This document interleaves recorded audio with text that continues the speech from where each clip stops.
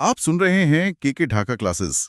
आज हम भारतीय संविधान के एक बहुत ही महत्वपूर्ण विषय पर गहराई से चर्चा करने वाले हैं। हम बात करेंगे भारत के राष्ट्रपति के बारे में। संविधान के भाग 5 में जो अनुच्छेद 52 से लेकर 62 तक हैं, हम उन सभी को एक एक करके समझने की कोशिश करेंगे। नमस्कार। और ये विषय वाकई बहुत दिलचस्प है। राष्ट्रपति का पद, आप देखिए, भारत का सर्वोच्च संवैधानिक पद है। इसका सिर्फ प्रतीकात्मक महत्व नहीं है, बल्कि इसकी जो चुनाव प्रक्रिया है, शक्तियां हैं और पद से हटाने का जो तरीका है, वो प्रतियोगी परीक्षाओं के लिए समझना बहुत जरूरी है। तो आज हम इन सभी पहलुओं को एकदम सरल तरीके से जानेंगे। चलिए तो फिर शुरू करते हैं। सबसे पहले अनुच्छेद 52। ये तो काफी सीधा साधा लगता है, बस इतना कहता है कि भारत का एक राष्ट्रपति होगा। हाँ, लेकिन इसी सादगी में इसकी सबसे बड़ी ताकत है। ये एक नींव का पत्थर है और इसी से जुड़ा है अनुच्छेद 53, जो कहता है कि संघ की सारी कार्यपालिका शक्ति, मतलब एग्जीक्यूटिव पावर, वो राष्ट्रपति में ही होगी। मतलब सरकार के सारे काम राष्ट्रपति के नाम पर ही किए जाएंगे। बिल्कुल, राष्ट्रपति इन शक्तियों का इस्तेमाल या तो खुद करेंगे या फिर अपने अधीन जो अधिकारी हैं उनके माध्यम से करेंगे। और इसमें एक और दिलचस्प बात है कि रक्षा बलों की जो सुप्रीम कमांड है वो भी राष्ट्रपति के ही पास होती है। जी हाँ, और परीक्षा के लिहाज से ये समझना बहुत जरूरी है कि राष्ट्रपति नाम मात्र के प्रमुख यानी नॉमिनल हेड होते हैं। अच्छा। जबकि जो वास्तविक प्रमुख या रियल हेड है वो प्रधानमंत्री होते हैं, जो अपनी मंत्री परिषद को लीड करते हैं। ठीक है, तो ये एक तरह से संसदीय प्रणाली की विशेषता है। अब उस सवाल पर आते हैं जो सबके मन में होता है, इतने बड़े पद पर बैठे व्यक्ति को आखिर चुनता कौन है? यहीं पर अनुच्छेद 54 और निर्वाचक मंडल, जिसे इलेक्टोरल कॉलेज कहते हैं, उसकी भूमिका आती है। बिल्कुल, राष्ट्रपति का चुनाव सीधा जनता नहीं करती, बल्कि खास निर्वाचक मंडल करता है। और इसको ध्यान से समझना होगा क्योंकि यहाँ से सवाल बनते ही बनते हैं। इसमें कौन कौन शामिल है? देखिए, दो मुख्य समूह है। पहला, संसद के दोनों सदन यानी लोकसभा और राज्यसभा, इनके केवल निर्वाचित सदस्य। केवल निर्वाचित मतलब मनोनीत सदस्य नहीं? जी, ये याद रखना बहुत जरूरी है। और दूसरा समूह है सभी राज्यों की विधानसभाओं के केवल निर्वाचित सदस्य। और मुझे लगता है इसमें बाद में एक संशोधन भी हुआ था दिल्ली और पुदुचेरी को लेकर। सही पकड़ा आपने। 70वां संविधान संशोधन था 1992 का। उसके बाद दिल्ली और पुडुचेरी विधानसभाओं के जो चुने हुए सदस्य हैं उन्हें भी इसमें शामिल कर लिया गया। लेकिन सबसे जरूरी बात जो याद रखनी है वो ये है कि कौन इसमें शामिल नहीं होता। हाँ, ये अक्सर कंफ्यूज करता है। तो याद रखिए, संसद या विधानसभाओं के मनोनीत सदस्य यानी नॉमिनेटेड मेंबर्स और विधान परिषदों के सदस्य ये इस चुनाव में हिस्सा नहीं लेते। अच्छा, तो ये तो साफ हो गया है कि वोट कौन देता है, लेकिन अब प्रक्रिया और भी दिलचस्प हो जाती है। यहाँ एक व्यक्ति एक वोट वाला सिस्टम नहीं है, यहाँ वोट मूल्य या वोट वैल्यू की बात होती है। ये क्या है? जी, ये इस पूरी प्रक्रिया का सबसे अनूठा हिस्सा है। ऐसा इसलिए किया गया ताकि सभी राज्यों और केंद्र के बीच एक रूपता बनी रहे, एक पैरिटी बनी रहे। इसके लिए दो फॉर्मूले हैं। हाँ, एक एक करके समझते हैं। पहले, विधायक का मत मूल्य कैसे निकालते हैं? एक विधायक यानी एमएलए का मत मूल्य निकालने के लिए हम उस राज्य की कुल जनसंख्या को वहां की विधानसभा के कुल निर्वाचित सदस्यों की संख्या से भाग देते हैं। फिर जो संख्या आती है उसे दोबारा 1000 से भाग देते हैं। अच्छा, और यहाँ पर जनसंख्या का आधार वो 1971 की जनगणना है ना? बिल्कुल, 1971 की जनगणना और 84 में संशोधन से इसे 2026 तक के लिए फिक्स कर दिया गया है। ठीक है। और एक सांसद यानी एमपी के वोट का मूल्य कैसे तय होता है? उसके लिए हम देश के सभी राज्यों के जितने भी विधायक हैं उनके मतों का जो कुल मूल्य है उसे जोड़ लेते हैं। फिर उस टोटल को संसद के कुल निर्वाचित सदस्यों की संख्या से भाग दे देते हैं। समझ गया। ये तो हुई वोटों के वजन की बात। अब चुनाव की प्रक्रिया पर आते हैं। इसे कहते हैं आनुपातिक प्रतिनिधित्व पद्धति और एकल संक्रमणीय मत। सुनने में तो बड़े भारी शब्द लगते हैं। हाँ, पर इसका मतलब बहुत सरल है। देखिए, ये 3 सिद्धांतों पर आधारित है। पहला है आनुपातिक प्रतिनिधित्व, जो ये पक्का करता है कि वोट बर्बाद ना हो। दूसरा और सबसे अहम है एकल संक्रमणीय मत, यानी सिंगल ट्रांसफरेबल वोट। इसमें क्या होता है? इसमें वोटर एक से ज्यादा उम्मीदवारों को अपनी पसंद के क्रम में, मतलब वरीयता के आधार पर वोट देता है। जैसे पहली पसंद ये, दूसरी पसंद वो। अच्छा। अगर पहली पसंद के वोटों से कोई जीत नहीं पाता तो सबसे कम वोट पाने वाले उम्मीदवार को बाहर करके उसके वोटों को वोटरों की दूसरी पसंद के हिसाब से दूसरों में बांट दिया जाता है। वाह, मतलब वोट ट्रांसफर हो जाता है। जी।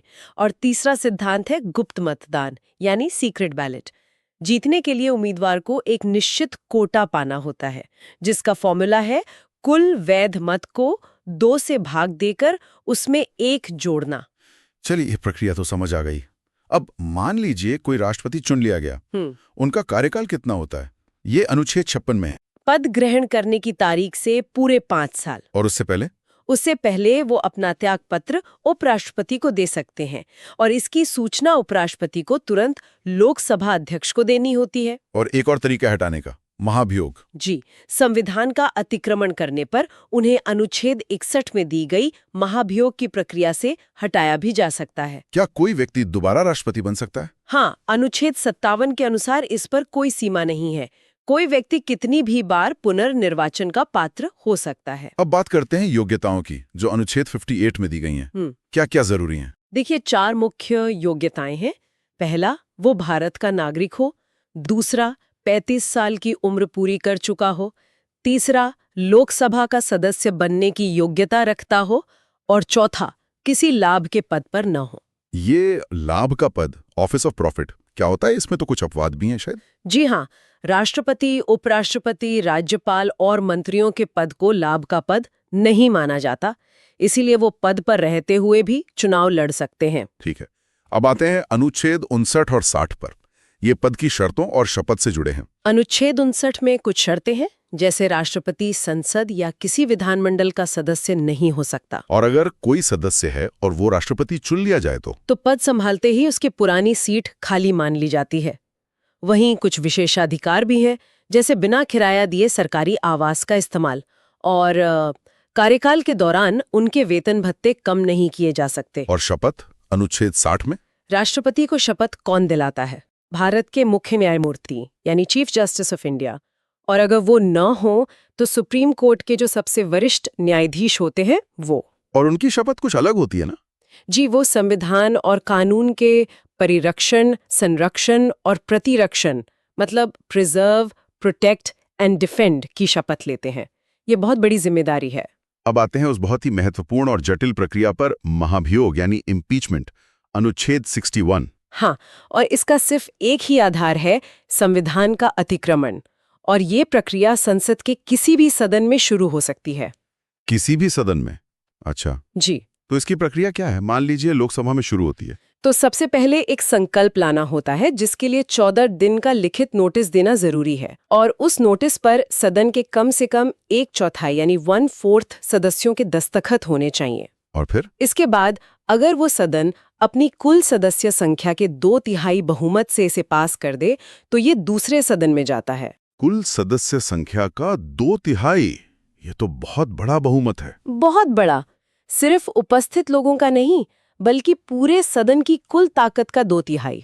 और दूसरे सदन में क्या होता है? दूसरा सदन इन आरोपों की जांच करता है, एक तरह से अदालत की तरह। राष्ट्रपति को वहां खुद पेश होने और अपना पक्ष रखने का पूरा अधिकार होता है। और अगर वहां भी? अगर जांच के बाद दूसरा सदन भी अपनी कुल सदस्य संख्या के 2/3 बहुमत से प्रस्ताव पास कर दे तो राष्ट्रपति को पद से हटना होता है। ये प्रक्रिया तो वाकई बहुत कठोर है, लगभग नामुमकिन जैसी। बिल्कुल। और इसीलिए आज तक भारत के इतिहास में किसी भी राष्ट्रपति पर महाभियोग की प्रक्रिया पूरी नहीं हुई है। अब आखिरी अनुच्छेद पर आते हैं, 62। अगर राष्ट्रपति का पद खाली हो जाए तो उसे भरने के लिए क्या समय सीमा है? इसमें 2 स्थितियां हैं। अगर कार्यकाल खत्म होने से पद खाली हो रहा है तो कार्यकाल पूरा होने से पहले ही चुनाव कराना जरूरी है। लेकिन अगर अचानक खाली हो, जैसे मृत्यु या इस्तीफे से, तो 6 महीने के अंदर चुनाव कराना अनिवार्य है। और जो नया राष्ट्रपति चुना जाएगा वो सिर्फ बची हुई अवधि के लिए पद पर रहेगा? नहीं, बिल्कुल नहीं। और यही एक बहुत जरूरी सवाल है जो परीक्षाओं में आता है। नया निर्वाचित राष्ट्रपति शेष अवधि के लिए नहीं, बल्कि पूरे 5 साल के कार्यकाल के लिए चुना जाएगा। चलिए, के ढाका क्लासेस के साथ इस पूरी चर्चा को समेटते हुए एक तुलना करते हैं, जहां अक्सर कंफ्यूजन होता है। राष्ट्रपति के चुनाव और महाभियोग में भाग लेने वाले सदस्यों में क्या फर्क है? ये एक बेहतरीन तुलना है।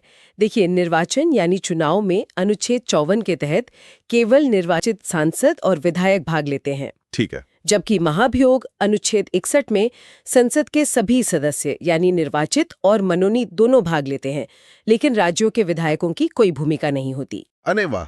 तो इसका मतलब ये हुआ कि जो मनोनीत सदस्य चुनाव में वोट नहीं दे सकते, वो हटाने की प्रक्रिया में वोट देते हैं, सही समझे। और जो विधायक चुनाव में वोट देते हैं, वो हटाने की प्रक्रिया से बाहर रहते हैं।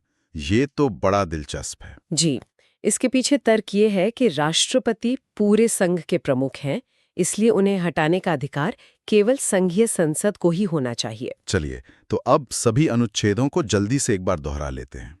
52 भारत का राष्ट्रपति, 53 कार्यपालिका शक्ति, 54 निर्वाचक मंडल, 55 निर्वाचन की रीति, 56 पदावधि, 57 पुनर्निर्वाचन, 58 अर्हताएं 59 पद के लिए शर्तें और 60 शपथ, 61 महाभियोग। और 62 रिक्ति को भरने का समय। तो आज हमने भारत के राष्ट्रपति से जुड़े सभी महत्वपूर्ण संवैधानिक प्रावधानों को बहुत विस्तार से समझा।